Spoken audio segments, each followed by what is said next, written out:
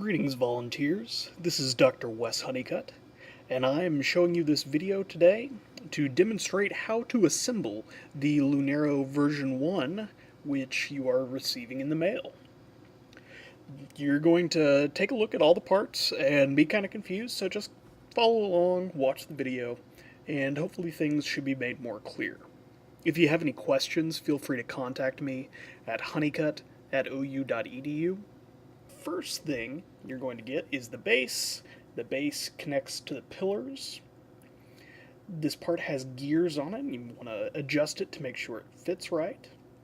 Then we're going to go ahead and get the little baggie that has a plastic washer and metal nut.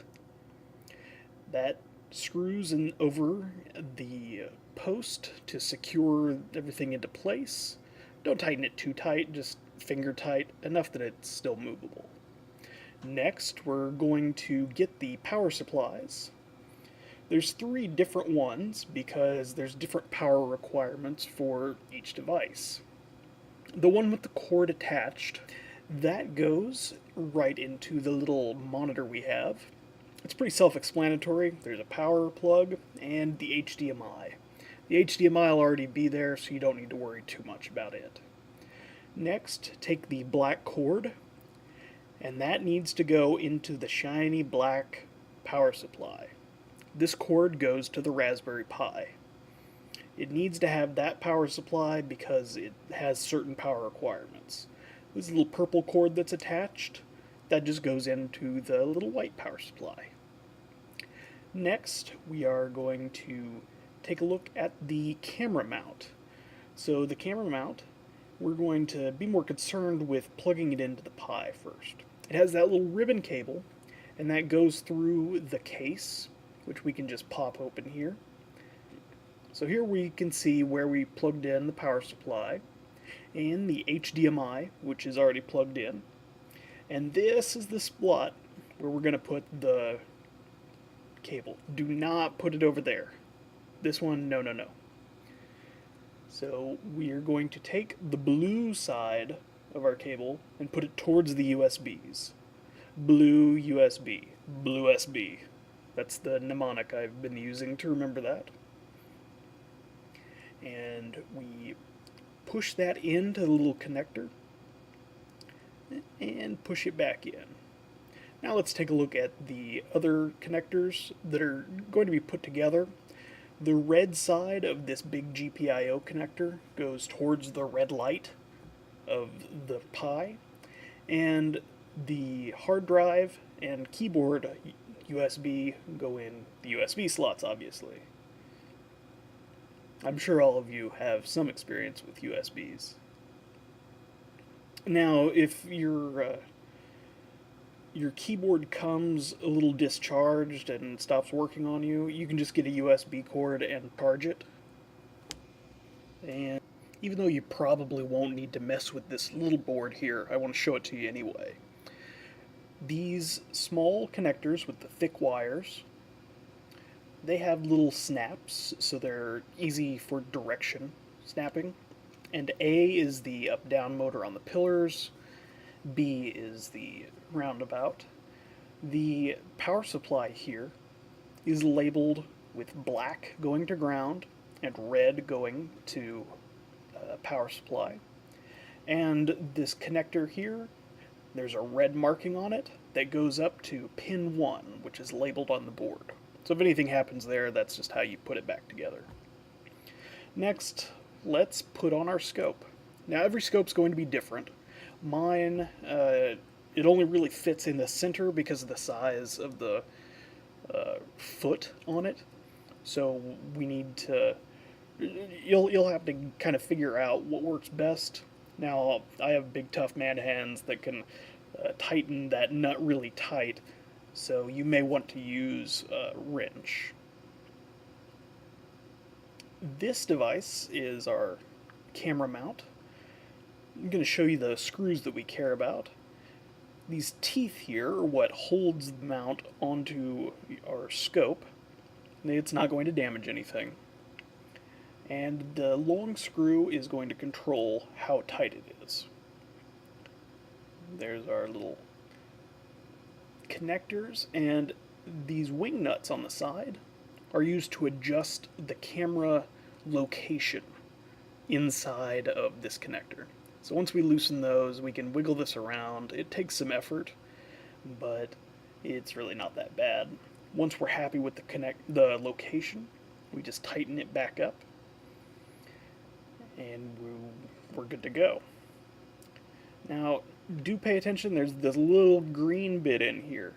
That needs to come off before you do anything. I just left that on so it doesn't get damaged in transport.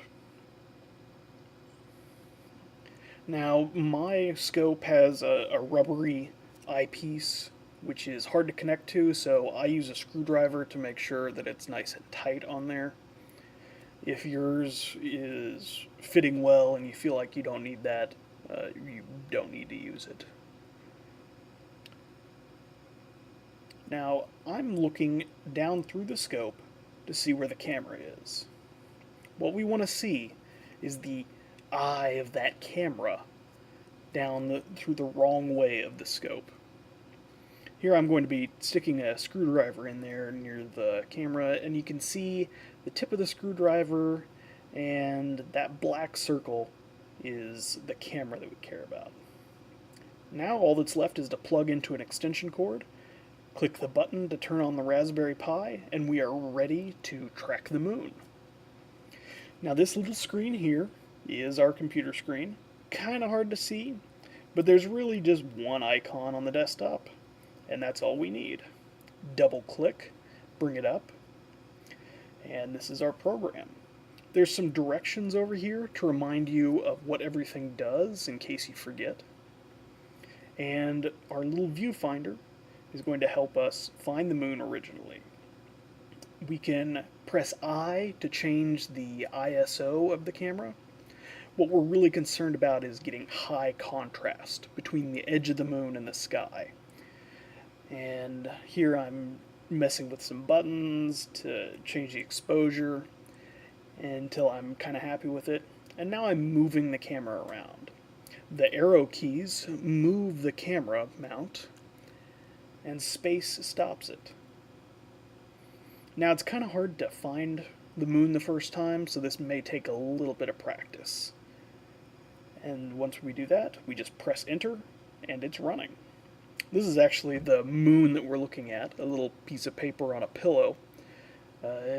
So this isn't exactly how it will look, just a rough idea that we were using for testing.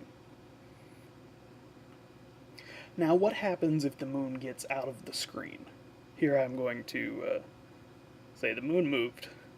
And once we do that, the camera mount automatically recenters the moon. It does this through contrast, which means it just sees the white on the black sky. And that's what we care about. Now anytime we want to change anything on this screen, it can't be while that little background image comes up. The instructions have to be selected in order for the buttons to work. This is just the way our quick and dirty program works. Hopefully it will improve in the future. So if I want to quit, I have to wait for that screen to be highlighted, press Q, and it takes a few seconds to shut down because we want to do the shutdown correctly and make sure we save all of our files. There. The program is shut down, and it should run all night, so it just needs to be shut down in the morning. Whenever you're done, you can press the little button in the top corner, shut down the Raspberry Pi. You may have to squint on that little screen. And I would recommend turning off the power even after you do that by first pressing the switch or unplugging the power supply to the Raspberry Pi computer. Yeah, there's that little button. And that's it. Thanks for your assistance. And if you have any questions, don't forget you can contact me anytime. I'm youngish, so I check my computer pretty often. Just let me know and I'll try to help out. Thank you again.